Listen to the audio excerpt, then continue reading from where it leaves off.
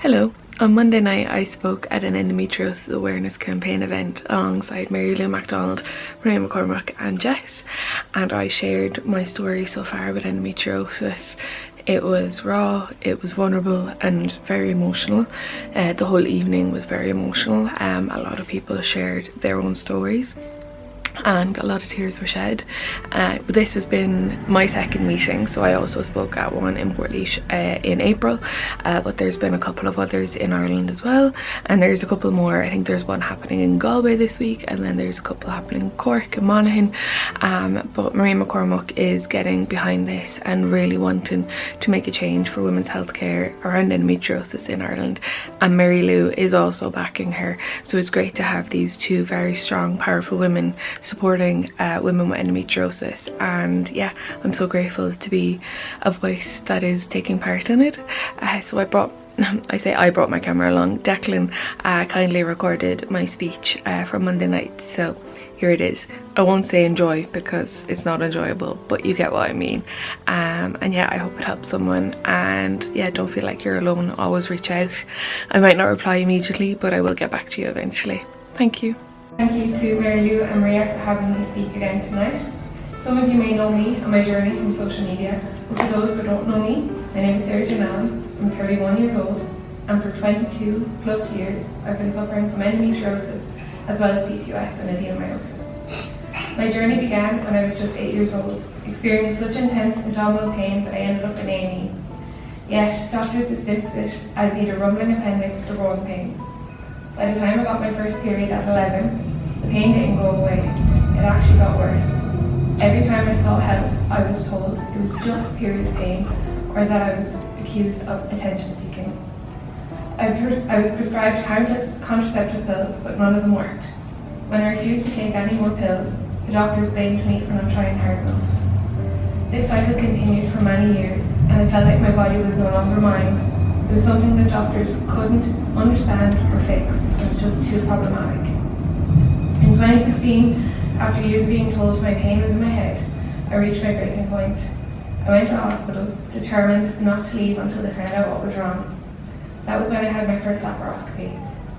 But they didn't find much, just a few cysts and adhesions. More surgeries followed, but it wasn't until 2018 that the surgeon finally told me that I have endometriosis.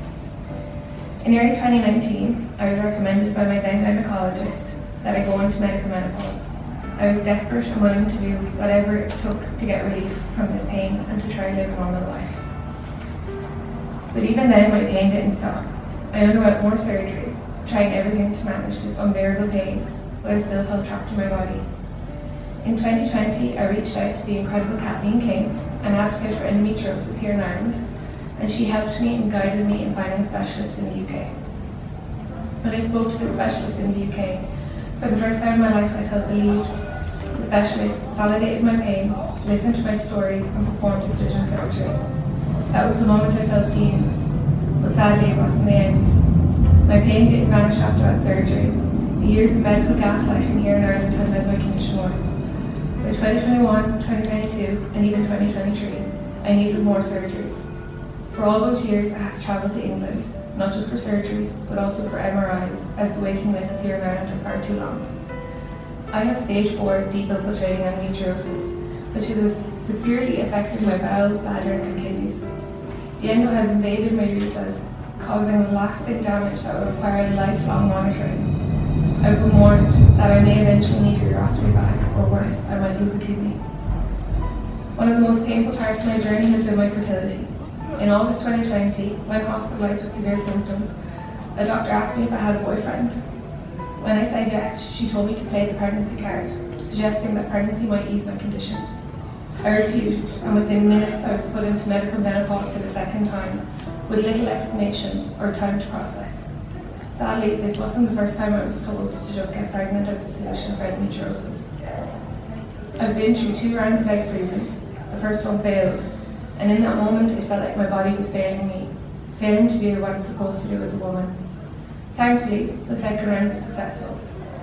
But now, after more than 2 years of trying to conceive, naturally, we now need to begin IVF later this summer. Endometriosis has not just affected my body, it has affected my dreams, my future, and how I view myself as a woman. And this heartbreak is only magnified every time I enter the hospital here in Ireland. I'm placed in maternity or gynecology wards alongside women in late-stage pregnancy, women giving birth and the sound of newborns crying. I don't begrudge them and their joy, but for me, it's a fresh emotional wound every time, layered on top of the physical pain I came in begging for someone to take seriously. This is exactly why people with endometriosis should not be placed in maternity wards, because the physical pain being surrounded by pregnancy and newborns can be intensely triggering and traumatic for those who are still fighting for their chance to have a family. In March 2023, the then Minister for Health announced the National Endometriosis Framework, a moment that should have marked real progress in the development for endometriosis care in Ireland. But just weeks later, I found myself in an Irish hospital crippled with severe abdominal pain, worse than anything that I felt before my last surgery. The pain was so intense, it was affecting my heart, and I had to be kept in hospital overnight for monitoring. The next morning, an ultrasound, an imaging tool that cannot accurately detect endometriosis, showed nothing. And instead of being offered further care in this hospital, I was accused of being a drug seeker. I left that hospital still in agony, carrying not just the physical pain now, but fresh emotional scars. This time inflicted by the very system that was actually supposed to help me. Months later, during surgery in the UK, my specialist confirmed what I had already feared. The endometriosis had spread to my kidneys and my bowel.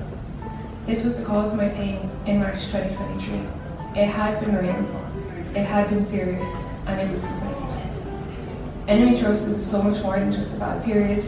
Yes, there are days when I feel okay.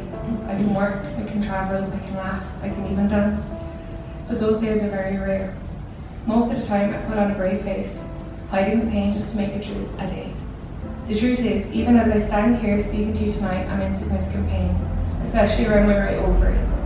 But I've become an expert at hiding it, masking the daily struggles that we endure just to appear like we're living a normal life. Some days, the pain and fatigue are so intense that I need mobility aids just to move around.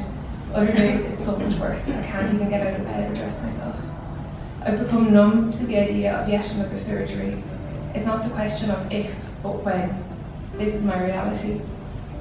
And it's not just the periods, the cramps, or the dreaded endobelly. My symptoms stretch far beyond this. Nausea, loss of appetite, hair thinning, insomnia, brain fog, migraines, excessive sweating, sciatica, and even pain when I go to the bathroom. This list feels endless. Medical professions here in Ireland need to understand what living with endometriosis really looks like. And it's not just the pain, it's the way this condition seeps into every part of our lives. It's about navigating an illness where we constantly have to prove our struggle and fight for recognition we deserve. Here in Ireland, we urgently need the access to proper multidisciplinary care. But even more than that, we need our pain to be heard, to be respected, and to be believed. Because without belief, there's no real care and no real change. I'll continue to fight here in Ireland alongside these incredible women beside me tonight, as I don't want our next generation to suffer like I have. Thank you.